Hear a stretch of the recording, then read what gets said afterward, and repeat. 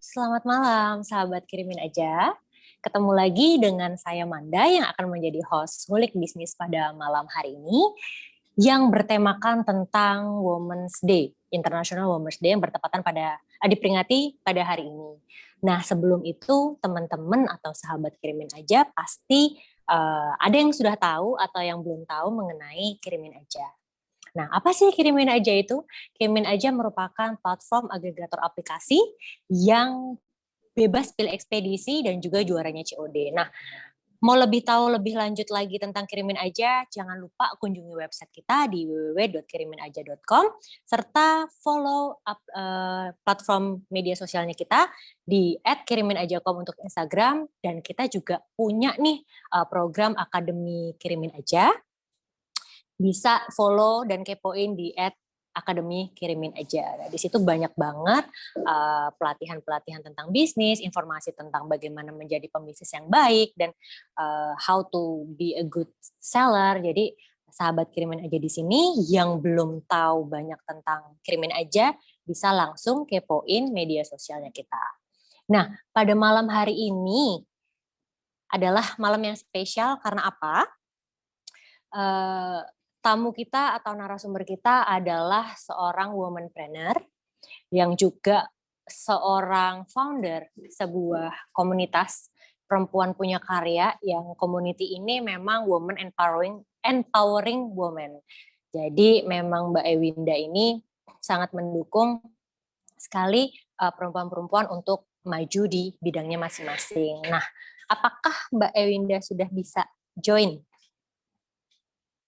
Sebelum acaranya dimulai nih, aku ingetin sekali lagi, teman-teman sahabat Kirimin Aja bisa bertanya seputar bisnis atau nanti materi yang akan disampaikan oleh Mbak Ewinda, bisa melalui chat dan juga bisa melalui tunjuk tangan gitu ya. Halo Mbak Manda. Oke, halo Mbak Ewinda, sudah on nih. Oke, siap. Halo, selamat malam Mbak Ewinda. Selamat malam Mbak Manda.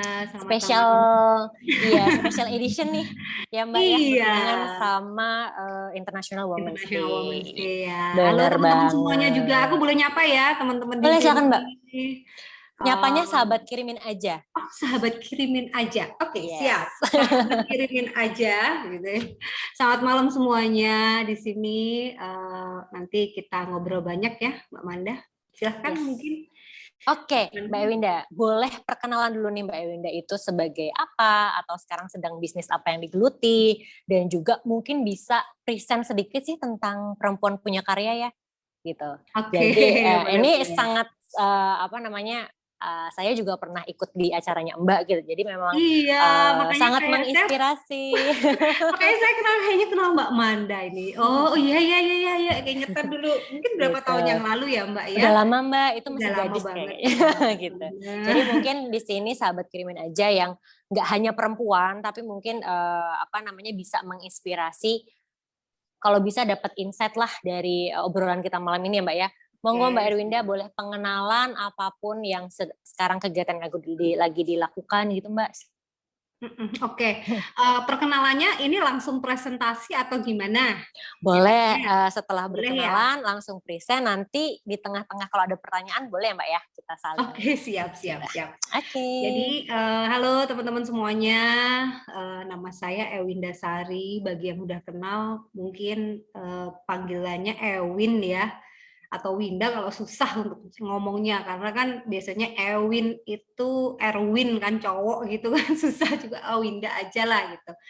Nah, untuk kesehariannya saya adalah womanpreneur, iya benar kata Mbak Manda tadi, womanpreneur, bikin bisnis ya, bisnis fashion, tapi fashionnya lebih ke genrenya tas dulu. Tapi sebenarnya kalau fashion kan sebenarnya next ya, luas lah, ada pakaian, ada sepatu, ada aksesoris dan sebagainya. Terus di tahun 2016 saya bikin community namanya Perempuan Punya Karya, dan Mbak Manda juga pernah ikut join di event, makanya kayaknya nggak asing lagi Manda Baskoro gitu, siapa ya kayaknya. Kayaknya circle kita hampir ya di situ-situ Sama. aja Yes. ya gitu Iya, kan. betul Mbak. Terus bikin Perempuan Punya Karya yang basicnya sebenarnya karena saya itu ada apa ya, memang bisnisnya dari tahun 2009 bikin Go To Sofi ya, namanya brandnya brand tas Go To Sofi.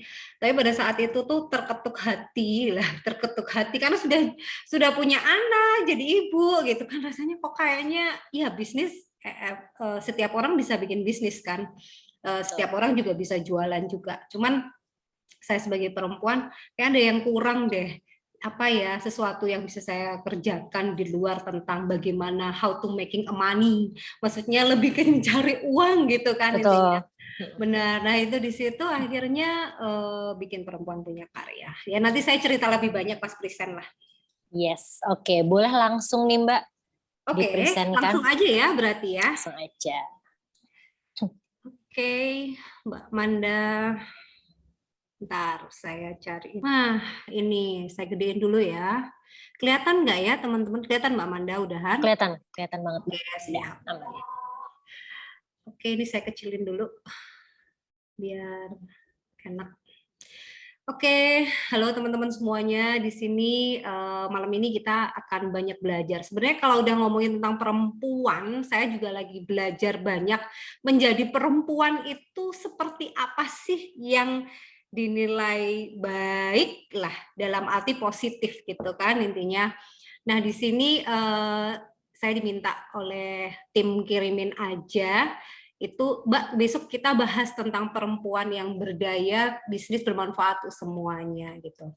Nah ini sebenarnya memang pas banget, saya juga sedang berbisnis, tapi sebenarnya kalau di saya berbisnis adalah bersama suami ya, saya memang berbisnisnya bersama suami, dan majority di Go To Sofi, di tempat saya berbisnis itu banyak kan adalah perempuan, karena memang bisnis kita temanya perempuan, jualannya produk perempuan, jadi yang masih benar-benar match adalah para perempuan ini untuk membikinkan konten, mulai dari terutama lebih banyak ke konten dan marketing gitu.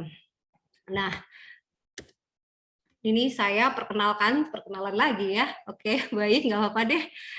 Ini saya Winda Sari, saya entrepreneur ya, womanpreneur, boleh, co-founder Go To Sofi yang tadi saya sudah sebutkan brandnya, terus founder Perempuan Punya Karya. Nah ini Perempuan Punya Karya ini kalau bagi teman-teman yang belum tahu, ini saya bikin community, tadi saya udah bilang di tahun 2016, memang ketika bikin community ini bukan hanya sekedar apa ya, dalam arti tuh saya pengen menggali banyak tentang perempuan, saya sambil belajar gitu. Karena basicnya perempuan itu kan macem-macem ya.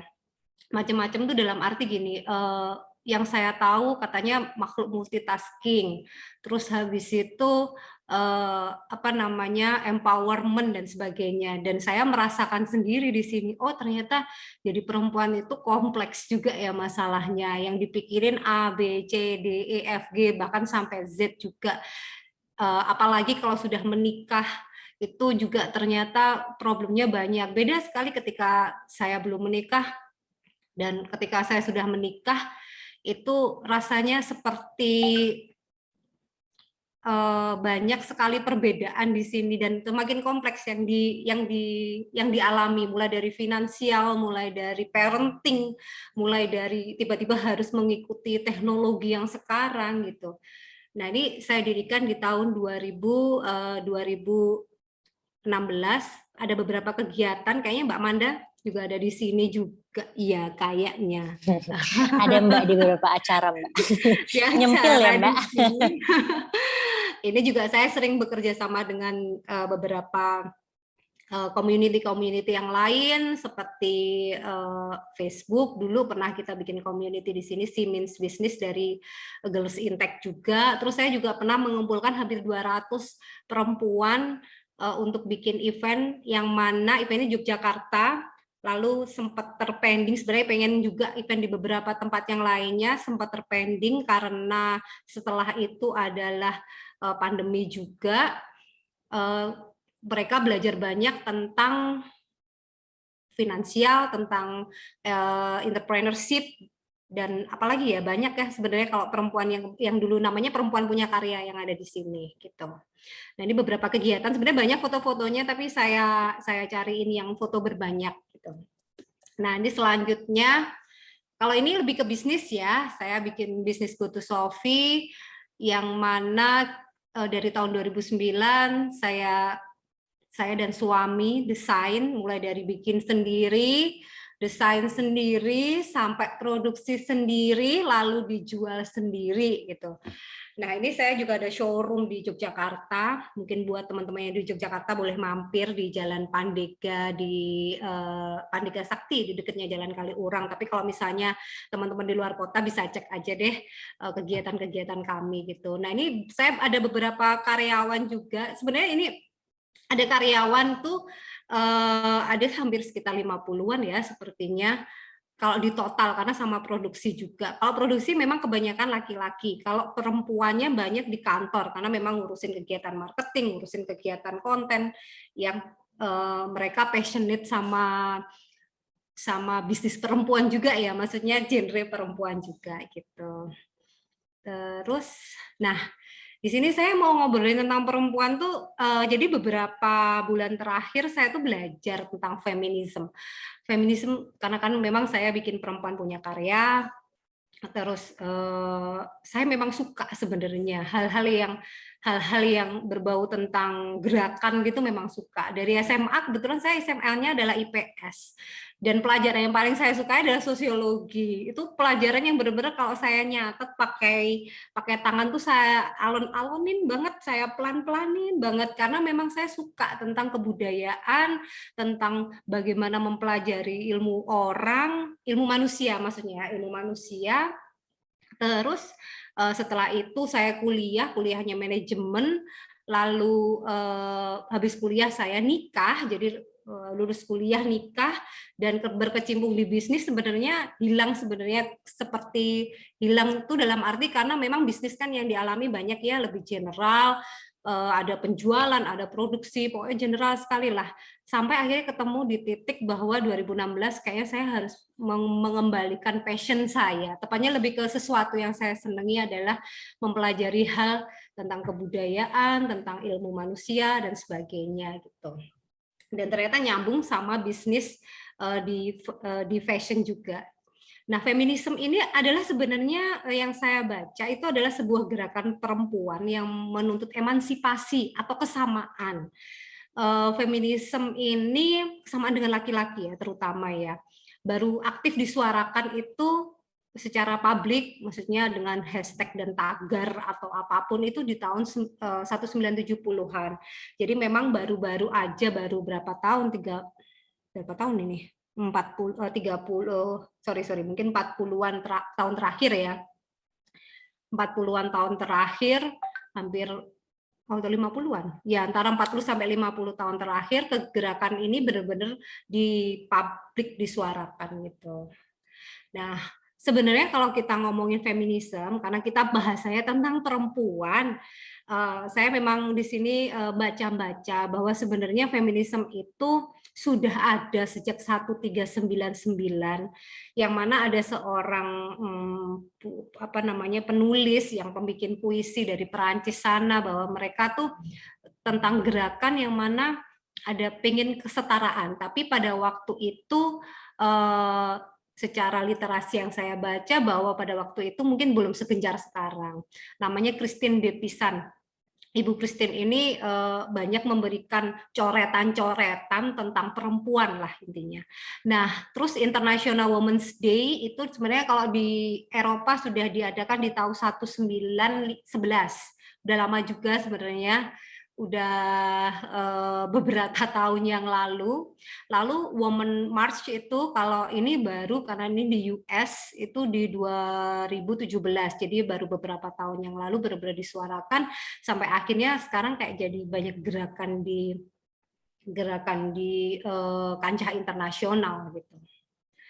Terus gini kalau misal ngomongin mitos dan faktanya nih saya kasih tahu aja, tapi semoga kita bisa belajar sama-sama ya dari sini, karena saya tahu di sini banyak laki-laki dan perempuan, dan saya membuat slide ini juga diketahui oleh suami saya juga gitu. Mitosnya nih feminis benci laki-laki. Nah, faktanya sebenarnya feminis tuh nggak membenci laki-laki, tapi hanya membenci lelaki yang perilakunya terhadap perempuannya kurang baik, itu aja sih. Tapi kayaknya stereotip-stereotip yang terjadi di masyarakat tuh bahwa feminis tuh benar benci laki-laki gitu. Saya juga nggak setuju sih kalau di sini. Karena saya juga sampai sejauh ini masih butuh laki-laki gitu. Suami saya masih banyak sekali membantu apapun pekerjaan, apapun dedikasinya untuk keluarga, untuk karena saya bekerja sama ya, jadi satu di sebuah bisnis gitu kan, logiknya laki-laki itu benar-benar saya butuhkan gitu.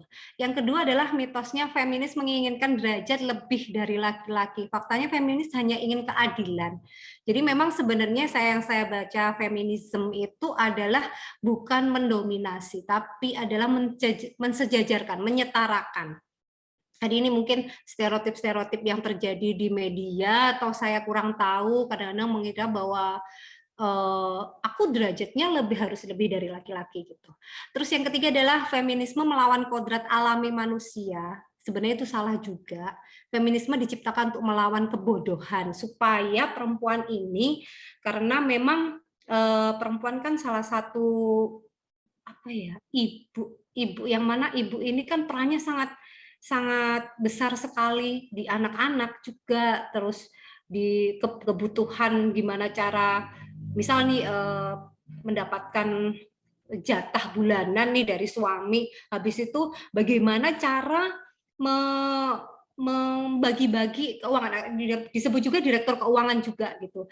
Nah kalau misalnya kita nggak ngerti, nggak paham, di situ bisa-bisa juga bukan jadi pembantu atau pengingat suami gitu, malah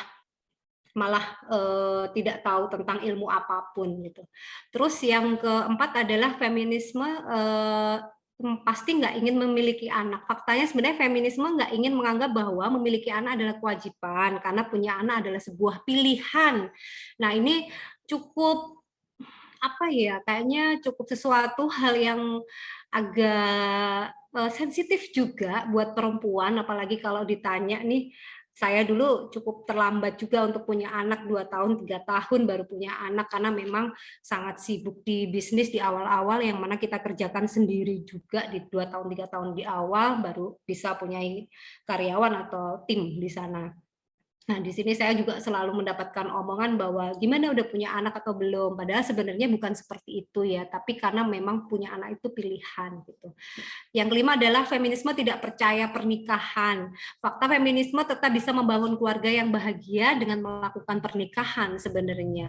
Terus yang keenam adalah mitos feminisme belum berubah seiring waktu. Faktanya feminisme telah berkembang pesat dan sudah banyak wanita yang memiliki karir. Nah ini sebenarnya fakta dan mitos yang terjadi atau stereotip-stereotip yang terjadi di masyarakat sekitar, dan sepertinya nggak semuanya paham juga, tapi kalau paham kita lebih buat perempuan sebenarnya lebih menyenangkan.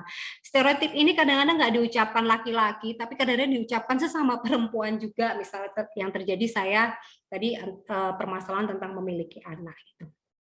Nah selanjutnya, nah ini perempuan dan pekerjaan.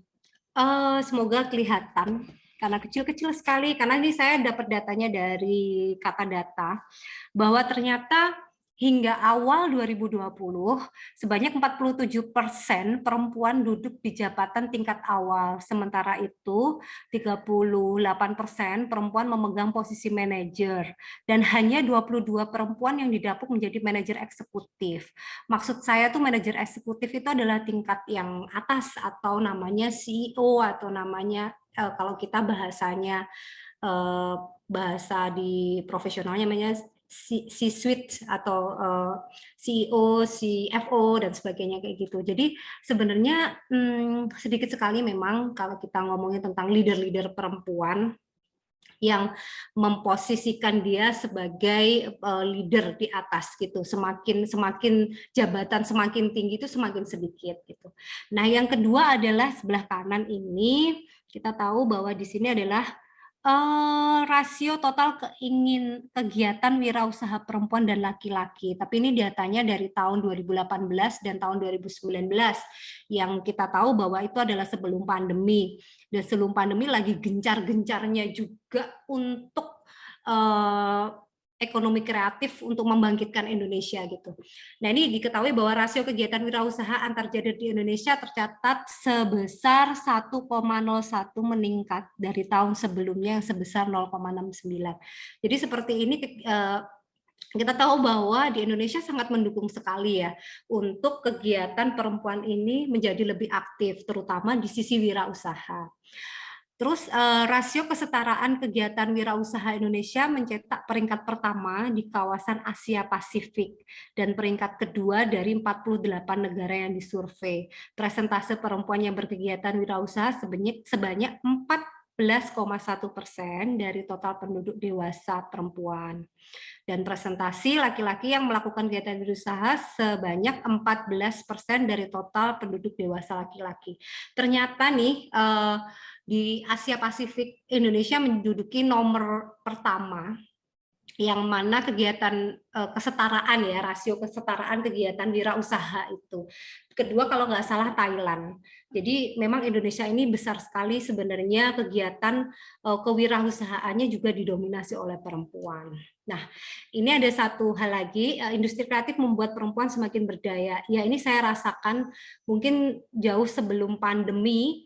Memang saya juga sangat aktif sekali mengikuti kegiatan-kegiatan kewirausahaan pada waktu itu. Selain bikin Perempuan Punya Karya, saya kan juga bisnis. Jadi acara apapun dari ekonomi kreatif, kadang-kadang saya ikut di sana. Nah, di sini dikatakan bahwa pengusaha perempuan Pak Teten ya, kalau zaman dulu saya lupa sebelumnya itu. Sekarang Menteri Koperasi dan UKM ini Pak Teten Mas Duki bilang bahwa pengusaha perempuan dan perannya sangat strategis sebagai pahlawan ekonomi, khususnya di sektor koperasi dan UKM. Apalagi saat ini, maksudnya saat pandemi ini, perkembangan ekonomi syariah dan pengusaha perempuan sangat pesat. Dan di data BPS bilang bahwa menunjukkan 43,4% pengusaha UKM non pertanian dan perempuan. Database Kemenkop ya, Kementerian Koperasi dan UKM menunjukkan dari total 123.048 koperasi aktif sejumlah 11.458 adalah koperasi wanita. Jadi memang kegiatan ekonomi koperasi dan UKM ini memang yang saya baca cukup didominasi oleh perempuan. Jadi ekonomi kreatif perempuan pun menjadi peran utama. Kalau misalnya kita di Indonesia, berarti wirausaha perempuan ini cukup banyak ya di sini. Jadi bisa jadi namanya adalah tonggak pahlawan ekonomi gitu. Nah, ini ada satu hal yang ternyata saya cek juga bahwa proyeksi jumlah penduduk Indonesia menurut jenis kelamin. Kalau kita lihat laki-laki, ini yang kuning, yang biru ini adalah perempuan. Totalnya adalah kalau dijumlah 270 sekian. Cuman kan kita bagi laki-laki dan perempuan. Dan akan ada kenaikan di tahun sampai tahun 2045. Nah, ini sebenarnya PR juga sih buat perempuan-perempuan. Kalau sekarang kita ada di 2022 ya, ada di sini. Masih banyak laki-lakinya dibanding perempuannya. Tapi proyeksinya bahwa tahun 2045 berarti dari sekarang sekitar 23 tahun lagi yang akan datang, kalau umur saya adalah 35 berarti adalah 50 sekian gitu ya, hampir 60-an, itu bahwa didominasi oleh perempuan, yang dimana saya sendiri sebagai generasi milenial, mungkin adik kita, mungkin adik saya pun sebagai generasi Z, dan anak-anak kita generasi Alpha pun yang bisa mendominasi di sini nih di tahun 2045. Dan ini cukup PR buat kita kalau misalnya perempuan memang nggak banyak teredukasi tentang hal-hal yang menuju masa depan, menuju hal-hal yang positif, kayaknya jadi beban juga buat yang sekarang gitu. Nah, ini perempuan di Indonesia sekarang ada 127 juta. Ini saya buletin kalau mau di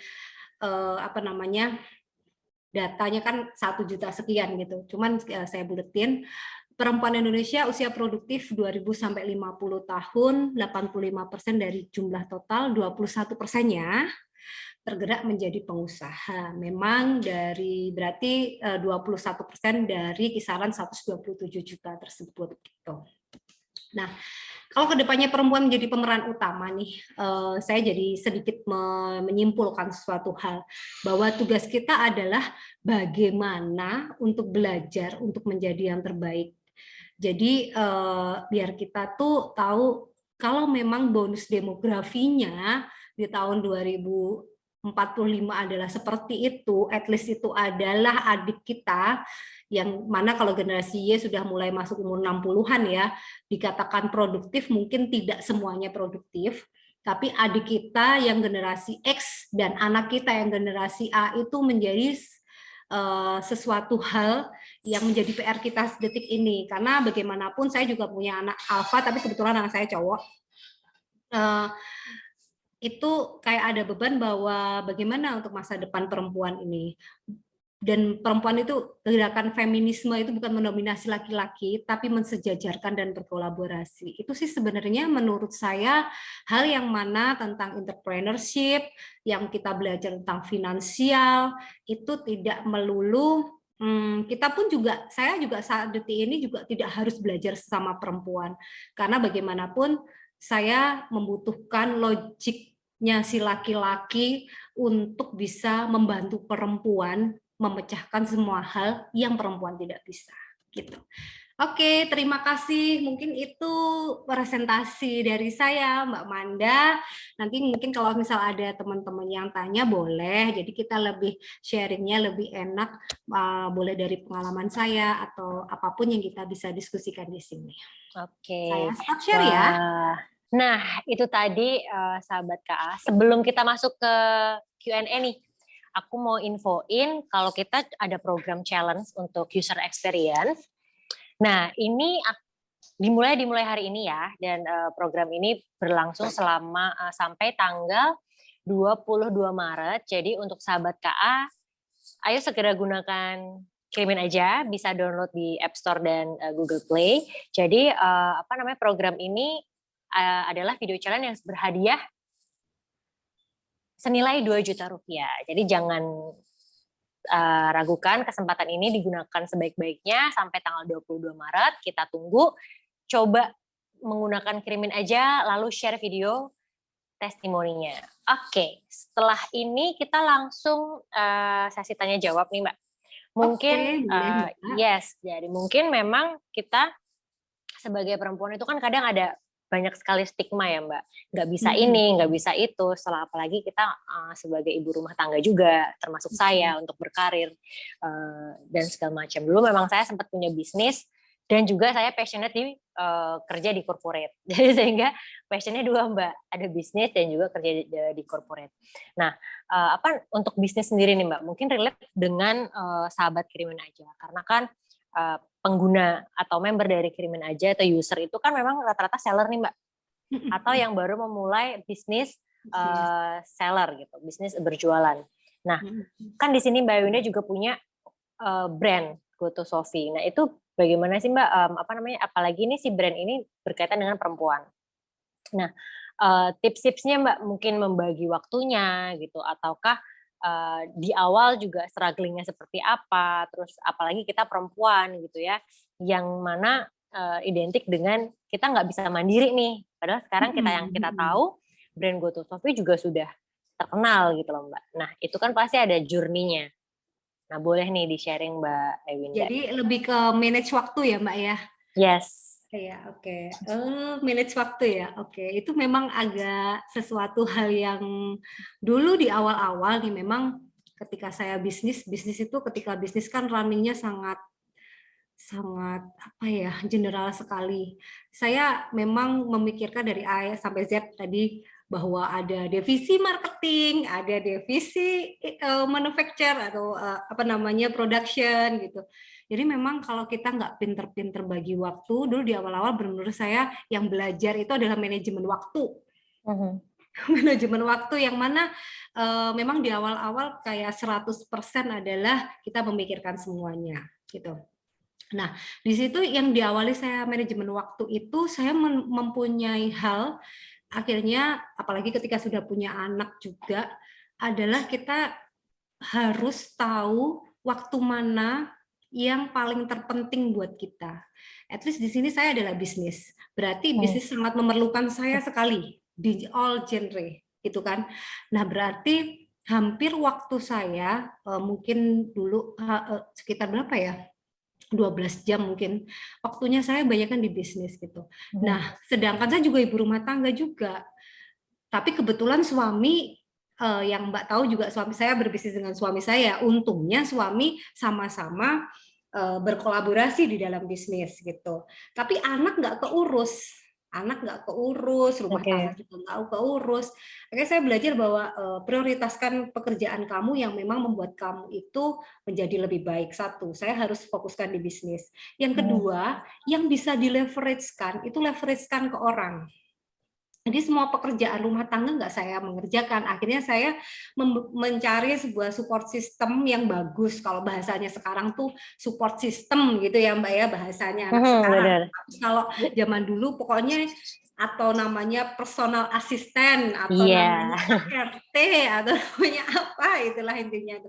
Tapi bahasa kerennya adalah support system yang mana kalau memang seorang perempuan ini adalah pemegang sebuah keputusan dalam sebuah karir atau sebuah bisnis, di belakang ini harus banyak support system yang mendukung, mulai dari rumah tangganya, harus ada ART mungkin, mulai dari anaknya ini dididik sama siapa, di mana, sekolah apa, itu benar-benar harus dipikirkan, dan ini dikomunikasikan sama suami, maksudnya dikomunikasikan sama partner kita bahwa kebutuhan kita adalah seperti ini. Jadi kayaknya lebih banyak belajar manajemen waktu, makna waktu paling penting sama support system itu sih Mbak Manda. Nah itu sih Mbak, memang kita kan pengennya juga karir iya, rumah tangga juga jalan ya Mbak ya, karena benar. Jadi semuanya achieve nih, tapi kan possible kalau semuanya bisa berjalan beriringan tanpa ada yang dikorbankan. Nah, ini ada pertanyaan lebih dari sahabat Kak Ani Mbak. Dari Mbak Dita. Nah, aku mau tanya Mbak, cara memanajemen bisnis di awal itu seperti apa? Dan bagaimana cara membangun brand? Yang kita tahu Mbak Yunda juga sudah membangun brand dari tahun 2009 tadi ya. Bisa ceritain tuh Mbak. Satu-satu aja dulu kali ya. Boleh. Karena ada banyak yang tanya tadi kayak teman-teman. Oke, satu-satu. Tadi pertanyaannya adalah bagaimana memanage bisnis di awal ya. Di awal. Konteksnya di awal kan. Betul. Sama bagaimana membangun brand. Membangun brand di awal bisnis. Oke. Nah, saya ngomongin brand sama selling dulu nih. Untuk membangun brand, saya ngomongin ini dulu. Sebenarnya kalau jujur nih ya, karena memang saya pada waktu itu di tahun 2009 itu nggak banyak bisnis online. Saya jualannya dulu itu pakai platform Kaskus, Mbak. Jadi jadi saya tuh pemain agak lama sebenarnya di online. Terus di Kaskus, lalu di Multiply, sampai sekarang udah tutup ya, multiply.com itu ada juga platformnya. Lalu saya beranjak ke Facebook dan memanfaatkan platform-platform lain seiring dengan perkembangannya zaman. Nah, kalau kita udah ngomongin bisnis, sebenarnya ada dua, yaitu adalah selling atau branding. Kalau saya bilang bahwa di awal ya, kalau memang ternyata kita belum mempunyai modal yang sangat banyak sekali, saya lebih fokuskan kepada selling dulu, baru kita ngomongin branding, diperbaikin. Jadi bisnis itu kan menurut saya nggak semuanya harus perfect ya, tiba-tiba branding, karena branding itu cukup banyak ilmunya dan cukup mahal kadang-kadang untuk teknik marketingnya gitu intinya. Nah, kalau saya bilang bahwa mending belajar selling terlebih dahulu deh sampai benar-benar orangnya, sampai benar audiensnya masuk, baru kita memikirkan branding yang mana branding tersebut sesuai dengan value-nya yang sebenarnya mulai dibangun dari awal. Ketika kita sudah punya revenue yang banyak, baru kita memikirkan branding. Tapi sebenarnya nggak salah juga ya. Tapi itu menurut saya untuk bisnis di awal, paling nggak kalau teman-teman yang from zero to be hero kayak gitu-gitu, yang benar-benar nol modalnya banget, saya lebih baik belajar tentang selling terlebih dahulu, baru ngomongin branding gitu. Oke, berarti memang fokus utamanya Mbak Ewinda waktu memulai bisnis adalah Waktu itu selling, ya, selling ya. selling Jangan dulu deh jualan. gitu. Iya, Yang penting oke. revenue masuk dulu gitu. Betul, berarti optimalisasinya memang di strategi selling ya Mbak ya. Iya, benar. Oke, nah lalu untuk branding itu sendiri Mbak dimulai dari kapan Mbak Ewinda? Saya memulai branding itu di tahun 2000, 3 tahun setelahnya. Jadi jujur, memang di tahun 2009 itu saya habis menikah dan tiba-tiba, memang ini kisah-kisah saya ya, kan beda orang beda kisah juga. Saya mau menikah dan saya belajar bisnis online tuh dari nol banget, dan ya uangnya nggak banyak juga pada waktu itu, hanya karena suami punya kelebihan bisa fotografi, karena beliau adalah fotografer juga pada waktu itu, bisa moto dan punya komputer, akhirnya bisnis online. Simple itulah sebenarnya tuh. Jadi brandingnya baru saya perbaiki sekitar 3 tahun setelahnya. Kita tahu bahwa ternyata saya itu bisnisnya stand for something, stand for perempuan. Mungkin secara branding kan ada value diperbaikin, terus produknya benefitnya apa? Benar lah kayak gitu-gitu. Jadi 3 tahun setelah itu sih Mbak. Oke, berarti apa namanya Mbak, kita kalau mau benar-benar memulai dari nol, stay fokus aja apa yang mau kita capai dulu. Nanti setelah itu kan perbaikan pasti selalu berjalan ya Mbak ya, seiringnya kita udah dapet tracknya nih gitu. Kita udah tahu mau ke arah mana ini kita mau jualan ibaratnya gitu ya. Oke, ini ada pertanyaan lagi dari Mbak Nia. Halo Mbak Kayaknya Linda. tadi masih ada, sorry Mbak Manda, tadi ada satu pertanyaan yang apa tadi di awal tadi, bisnis manajemen bisnis, lalu bagaimana cara membangun brand? Manajemen bisnisnya udah ya tadi ya? Sudah. Oh udah, oke, siap. Oke. Nah ini pertanyaannya kedua, bagaimana cara mempertimbangkan bahwa suatu bisnis, ini dari Mbak Sylvie dulu, mempertimbangkan bahwa suatu bisnis bisa lanjut atau berhenti ketika menghadapi kesulitan. Nah, pasti dari tahun-tahun awal itu banyak strugglingnya dong Mbak. Nah, iya. Coba boleh di-sharing pahitnya mungkin gitu. Pahitnya banyak Mbak loh. Oke, sebenarnya memang kalau bisnis itu pengalaman saya ya, banyak juga bisnis-bisnis lain. Karena memang kalau misal kita ngomongin bisnis, nggak semuanya harus naik terus, kadang turun dan itu turunnya drastis. Tadi lebih ke apa Mbak?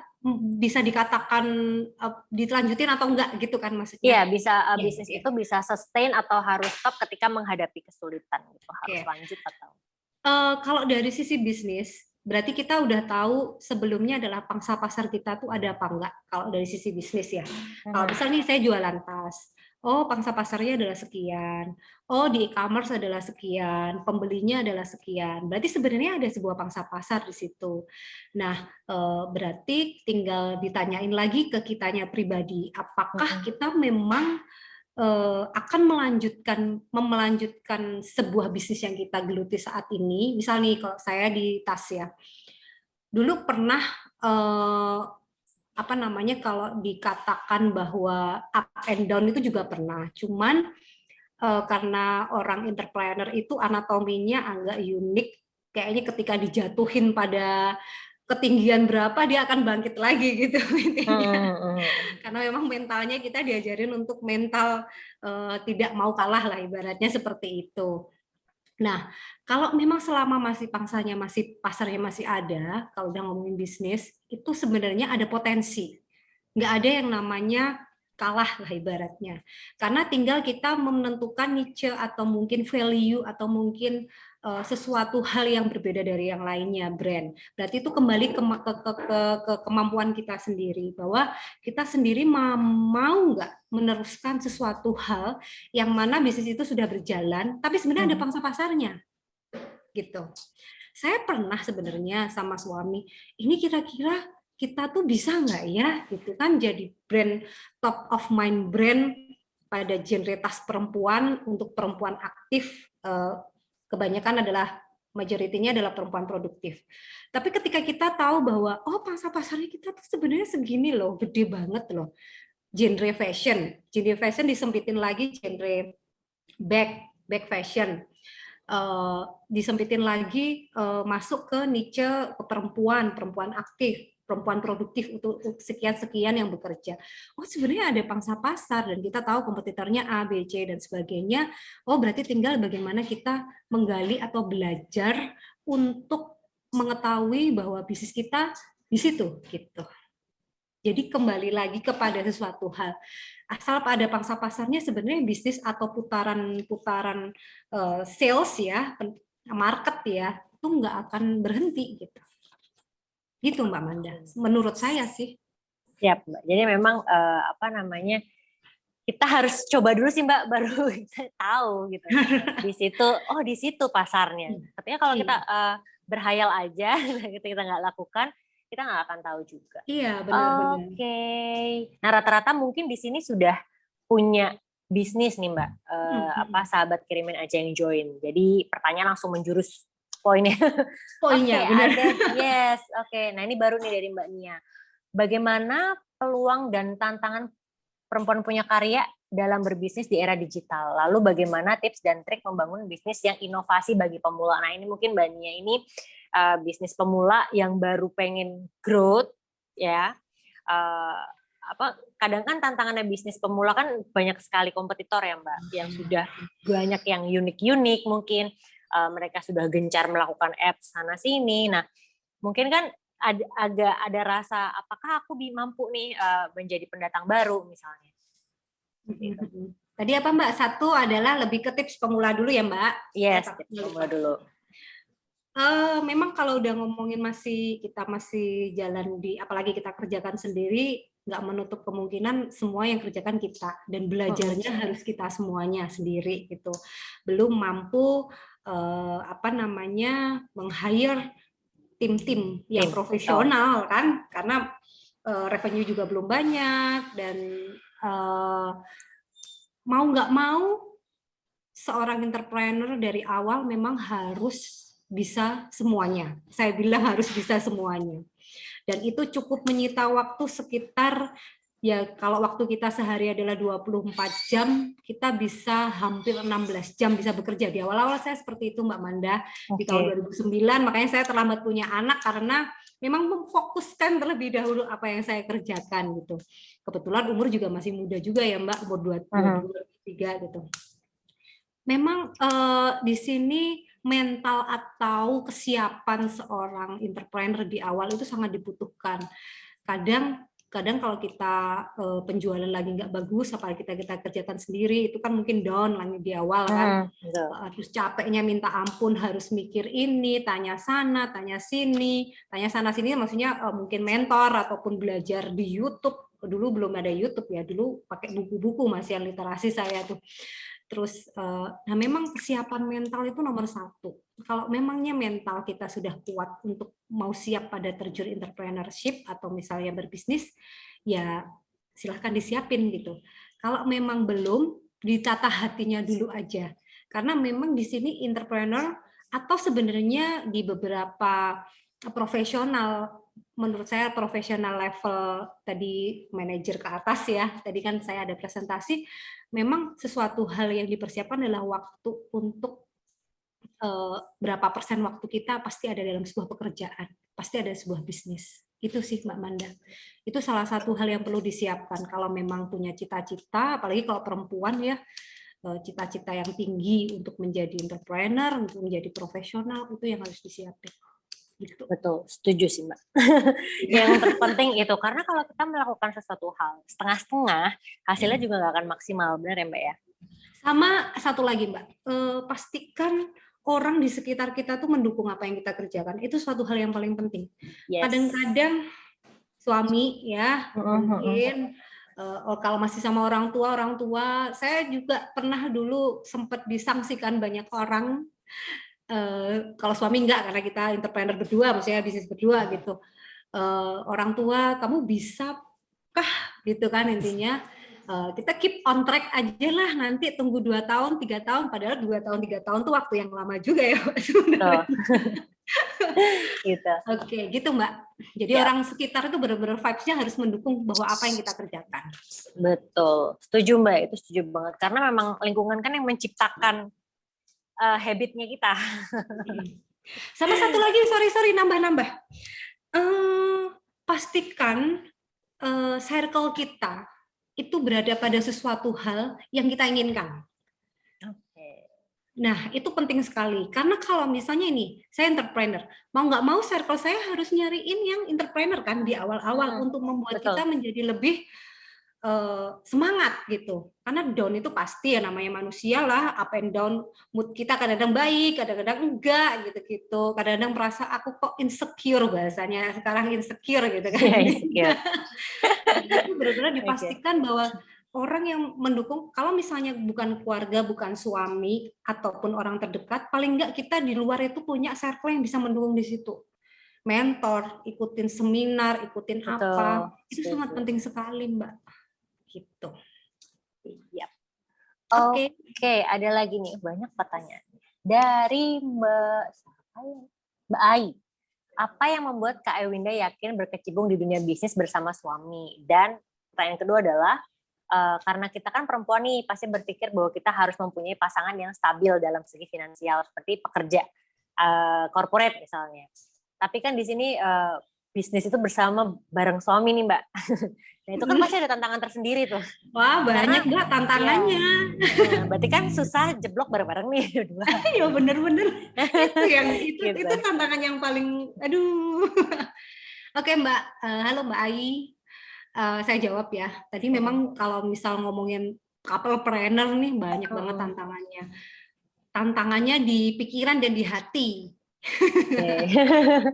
Di pikiran lebih ke yang tadi jeblok bareng gitu kan. Kalau misalnya kita satunya kerja, satunya masih aman, yang satunya ada yang stable gitu ya. Ya benar gitu. Itu tantangannya yang di pikiran kan, yang kita benar-benar logik ya, kita tahu bahwa kita pengen A, B, C gitu-gitu.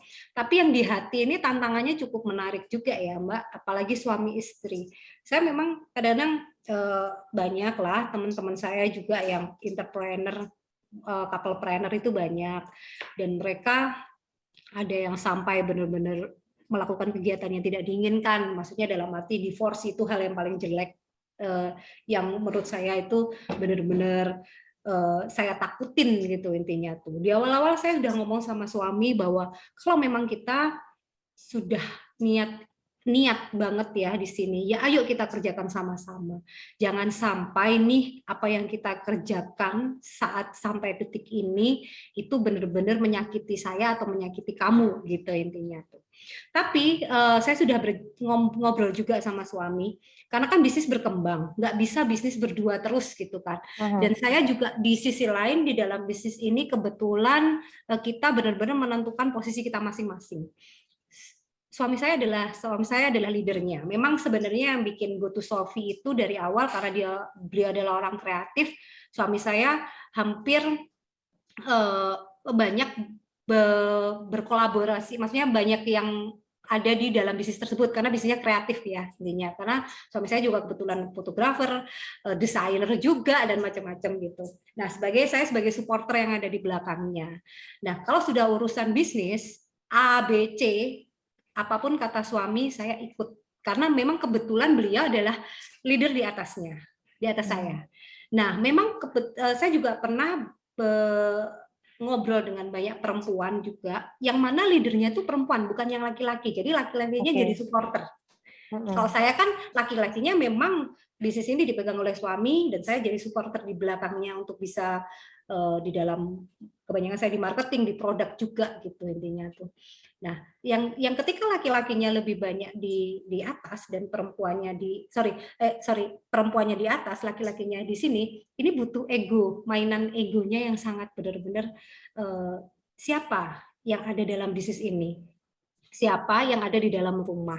Dan itu sepertinya yang saya bilang tadi di hati itu adalah seperti itu. Kalau selama kita nggak belajar bahwa suami atau pasangan kita masing-masing mempunyai keunikan sendiri-sendiri, atau belajar tentang ilmu psikologi ya Mbak.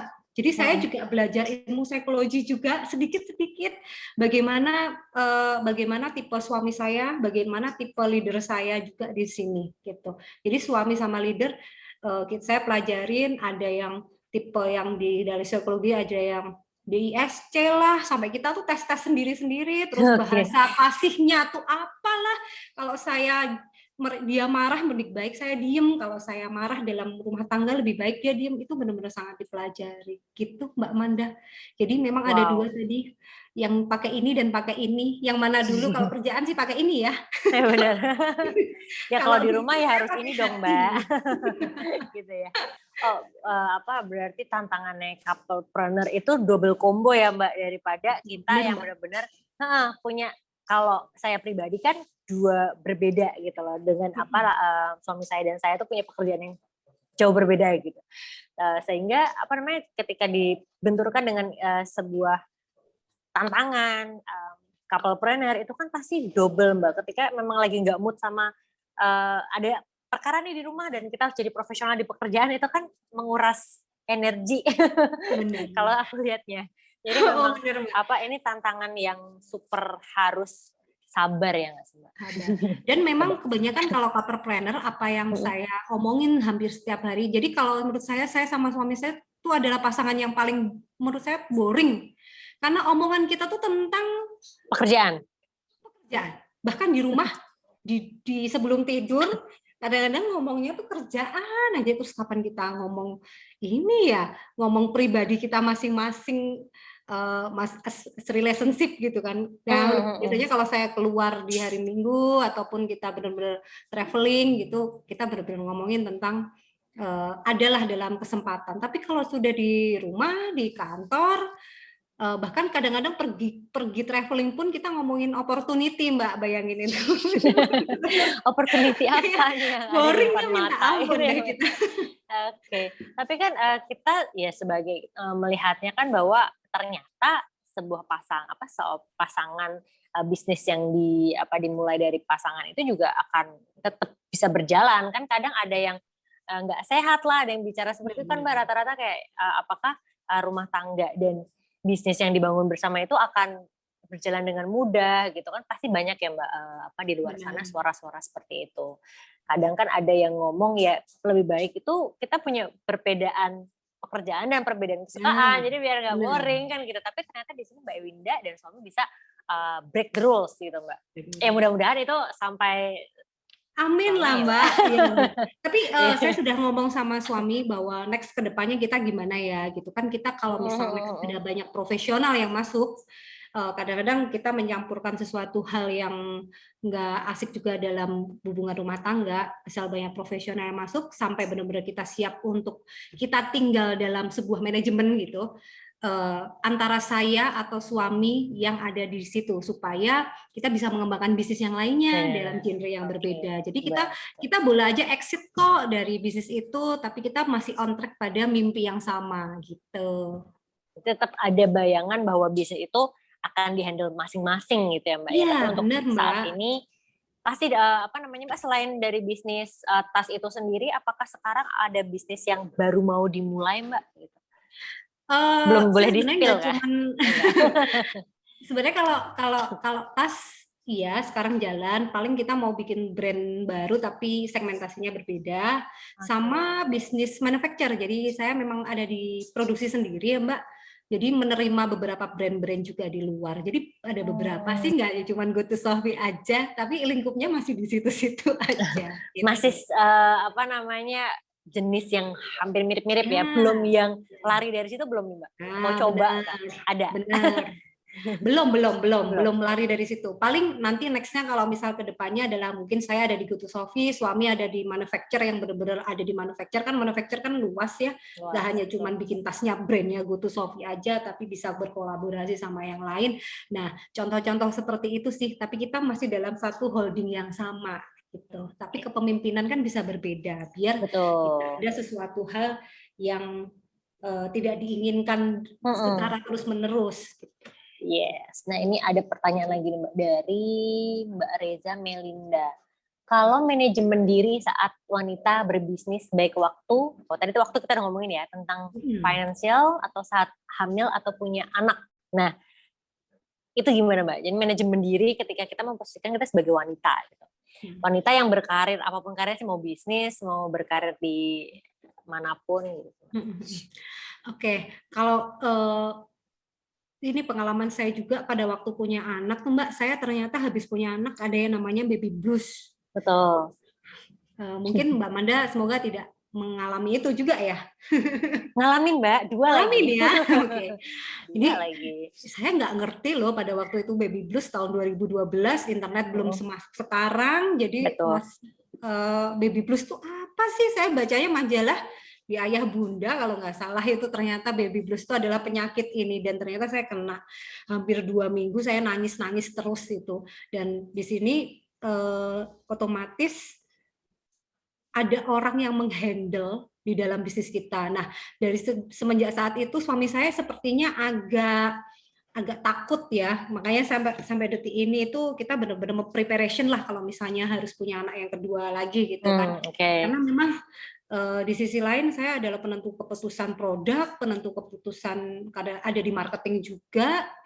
Ya mungkin ada tim yang lainnya, cuman saya kan kadang-kadang masih ada ACC dan sebagainya kayak gitu-gitu.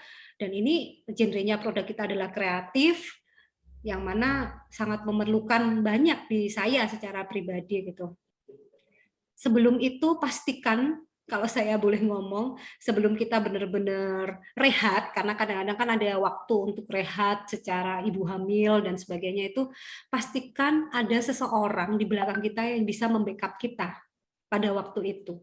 Boleh tim profesional, boleh karyawan yang dipercaya, boleh, atau kalau zaman dulu saya suami saya gitu. Jadi benar-benar leverage-kan pekerjaan ketika kita mau cuti atau dikatakan kita mau rehat, karena memang keadaan kita sebagai perempuan kan ada kegiatan, ada kodrat untuk melahirkan gitu. Nah, pastikan itu sudah dileverage-kan pada orang yang memang kita percaya ya bisa memegang pekerjaan itu. Itu sepertinya jadi salah satu tips ketika seorang perempuan pada posisi yang saya bilang tadi harus hamil gitu. Gitu Mbak Manda. Oke Mbak, memang tidak mudah kembali lagi. Kenapa itu sekarang ada gerakan International Women's Day, karena benar-benar di segala bidang ya Mbak sekarang perempuan sudah mulai terlihat gitu. Terlihat dan nyata, ternyata apalagi kompleks ya Mbak perempuan itu. Kompleks Mbak. Nggak hanya cuman yang ilmu yang dipelajarin, kalau suami saya lihat nih yang diajarin pokoknya bisnis deh gitu kan. Bisnis, pokoknya aku harus ini, aku harus itu di bisnis, powernya keluar lah. Tapi udah perempuan tuh, aduh aku pengen karir atau pengen bisnis gitu kan, pengen jadi punya posisi atau punya kedudukan. Satu hal yang lain, aku harus belajar finansial juga. Yang saya katakan tadi bahwa bendaharanya keluarga itu sebenarnya perempuan kan, harus bisa, kalau kita dikasih uang segini harus bisa membagi-bagi tuh belanja bulanannya berapa, ininya berapa. Misalnya kita bukan yang belanja, ART kita yang belanja, tapi kan harus tahu bahwa belanja bulanannya adalah sekian gitu. Belum lagi belajar parenting. Parenting itu sesuatu hal yang kalau misal kita tinggalkan, anak kita tuh setiap hari tuh tumbuh dewasa terus loh. Takutnya kalau misalnya nanti di tahun-tahun yang sudah teenager ada salah didikan dari awal ketika kecil, itu berarti adalah tanggung jawab kita gitu kan. Wah itu juga kompleks sekali gitu. Jadi mikirnya banyak hal, multitasking, kadang-kadang kita nggak fokus ya. Kalau misal kata cowok-cowok tuh, kita tuh kayaknya nggak fokus banget sih ini cewek-cewek. Saking banyak yang dipikir ya Mbak ya. Saking banyak ya, yang dipikir. Bener, kita kompleks Mbak. Di satu sisi memang kita pengen karir gitu. Karir kan bisnis boleh gitu ya. Kita bekerja di corporate juga boleh. Jadi memang menarik banget nih Mbak. Kalau kita gali lebih dalam kan, kadang yang kreatif perempuan itu kan bisa crafting kayak gitu-gitu ya, jenis-jenis yang sebenarnya kita pengen into di situ tuh lebih jauh lagi. Tapi ketika kita sudah memutuskan menjadi ibu, seorang ibu, dan kita menikah dan kita membangun sebuah keluarga, itu kan juga harus ada mana dulu nih yang mau kita dahulukan gitu. Apakah dari segi bisnis, pekerjaan, ataupun di rumah tangga. Wow, menarik sekali Mbak Ewinda. Satu tips lagi. Boleh. Ini buat teman-teman ya siapapun lah. Kak, saya jadi keingetan.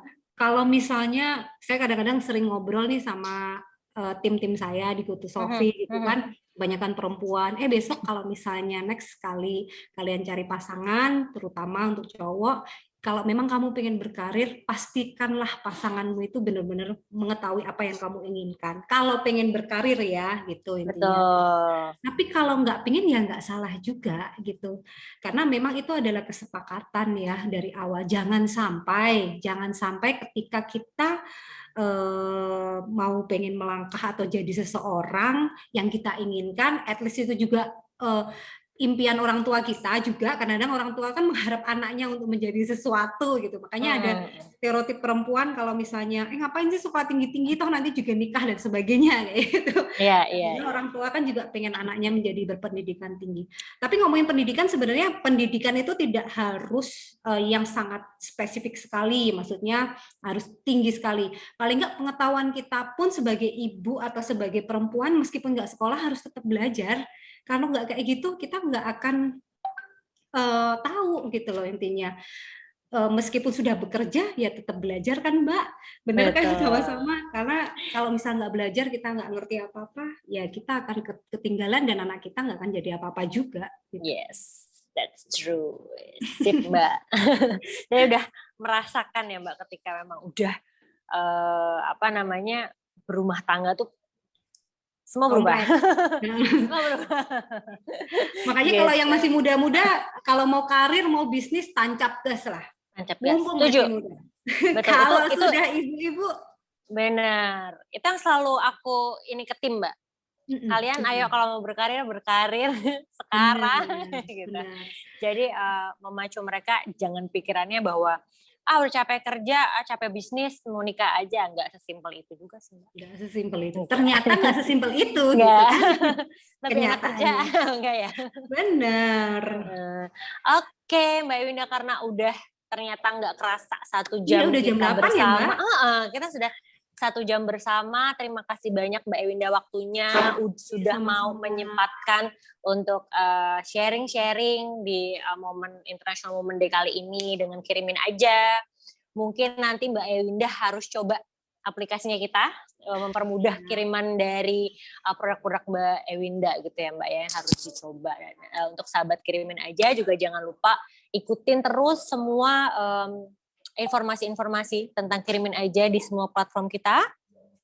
Dan sampai ketemu lagi di Ngulik Bisnis sesi berikutnya di hari Selasa depan dengan pasti expertise yang menginspirasi di bisnis maupun di karir. Itu pasti kita selalu hadirkan narasumber-narasumber yang sudah sangat mempunyai pengalaman. So, saya, Manda, dan tim undur diri malam ini. Thank you so much Mbak Ewinda. Kita bisa ketemu di lain waktu.